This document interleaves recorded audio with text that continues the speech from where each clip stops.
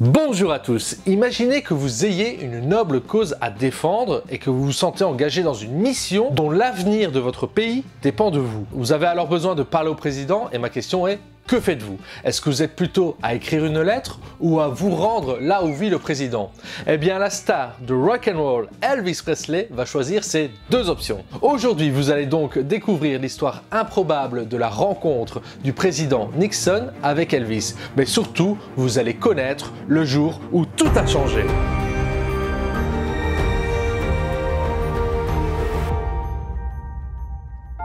Nous sommes le 21 décembre 1970 et le roi du rock'n'roll Elvis Presley arrive à la Maison Blanche. Il est précisément 12h30 et il tient dans les mains une lettre pour le président Nixon. Au moment où il débarque, personne ne sait pourquoi ni le message qu'il a à déclarer. Mais pour bien comprendre sa démarche, il faut connaître le contexte de l'époque.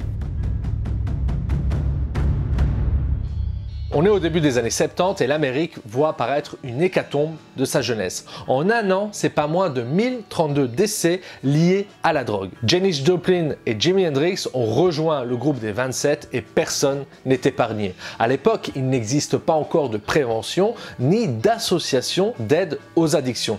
Elvis, lui, a bien conscience du problème et il veut agir. Il écrit donc au président Nixon en lui expliquant la problématique et surtout les grands dangers vers lesquels court la jeunesse américaine. Dans cette lettre, il va sortir le grand jeu et lui faire une proposition plutôt étonnante. Elvis lui soumet l'idée de devenir un ambassadeur anti-drogue. Pour faire simple, il veut devenir un agent fédéral pour la lutte contre les narcotrafiquants. Plutôt sympa le Elvis, il veut servir une noble cause et faire preuve d'altruisme. Il sait qu'il a de l'influence auprès de la jeunesse et veut l'utiliser à bon escient. Sa lettre est donc rédigée et Elvis la porte lui-même aux portes de la Maison Blanche. Il veut une chose, c'est de parler au président. Mais il est bien évident qu'on ne peut pas se pointer à sa porte et sonner. Mais Elvis, lui, ne le voit pas de cet œil. Il se sent investi d'une mission et il veut la réaliser. Le président Nixon, apprenant que le roi du rock'n'roll cherche à le rencontrer, est désemparé.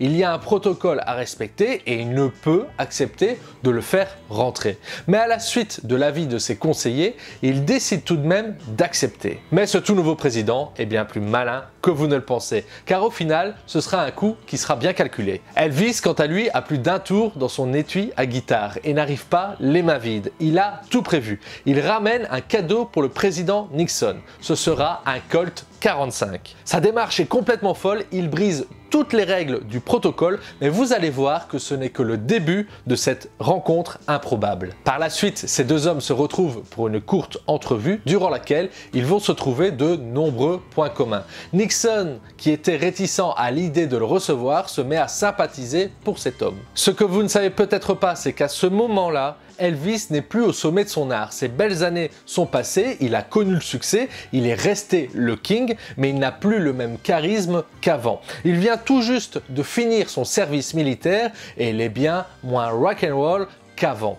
Mais il garde toujours l'envie d'être dans la lumière. Tout son vécu de ces dernières années l'amènera à dire durant la conversation qu'il ne comprend pas le mouvement hippie et même à critiquer vivement les Beatles en les qualifiant d'anti-américains. À l'époque, les Beatles sont encore bannis des États-Unis pour une phrase mal interprétée de John Lennon. Ils sont vus comme des crapules de la pire espèce qui incitent à la consommation de la drogue. Durant la discussion, les deux hommes échangent longuement sur le patriotisme et leur goût commun pour les armes à feu et Elvis, quant à lui, va tenter de convaincre Nixon de le nommer agent fédéral, allant même jusqu'à lui mettre un petit coup de pression en insistant sur l'urgence. Il ne partira pas du bureau sans son badge. Le président se retrouve alors bloqué car jamais il n'avait pensé être confronté à cette situation surréaliste. S'il a accepté de le recevoir, c'est uniquement pour son image. Nixon n'est pas élu depuis très longtemps, il n'a pas non plus la cote. Pour lui, c'est un excellent coup de pub auprès de la jeunesse américaine. Mais le voilà pris au piège comment peut-il s'en y échapper? Il va alors comprendre qu'Elvis n'est pas un mauvais garçon, c'est juste un grand enfant né au cœur de l'Amérique profonde qui n'a pas eu l'éducation qu'ont les présidents, mais sa sincérité est pure. Sa lettre rédigée à la main le prouve, son écriture ressemble à celle d'un enfant, les lignes ne sont pas droites, il y a des ratures et aussi des fautes. Mais Elvis aime l'Amérique, il aime son pays et pourrait faire pour lui n'importe quoi, même aller sonner chez le président. Nixon n'a pas d'autre choix que de refuser, mais il va tout de même lui proposer un badge à titre honorifique. Elvis, quant à lui, sera ravi. Il pourra partir dignement du bureau ovale avec son petit badge, tel un enfant qui a reçu sa première étoile de shérif pour jouer aux cow-boys et aux indiens. Les deux hommes sont contents, mais Elvis va faire un dernier geste qui va briser le protocole une bonne fois pour toutes et surprendre tout le monde. Dans un élan spontané, il va prendre le président Nixon dans ses bras, prouvant ainsi qu'il est bienvenu en tant que petit garçon rêveur d'une Amérique meilleure. Tout ce récit sera immortalisé par un cliché, gravant ainsi cette anecdote dans l'histoire de la Maison Blanche. Malheureusement, toutes les histoires aux États-Unis ne sont pas toutes aussi joyeuses. Comme cet homme qui, en voulant tuer le disco, n'a fait que créer des émeutes, générer de l'agression et de l'insoumission.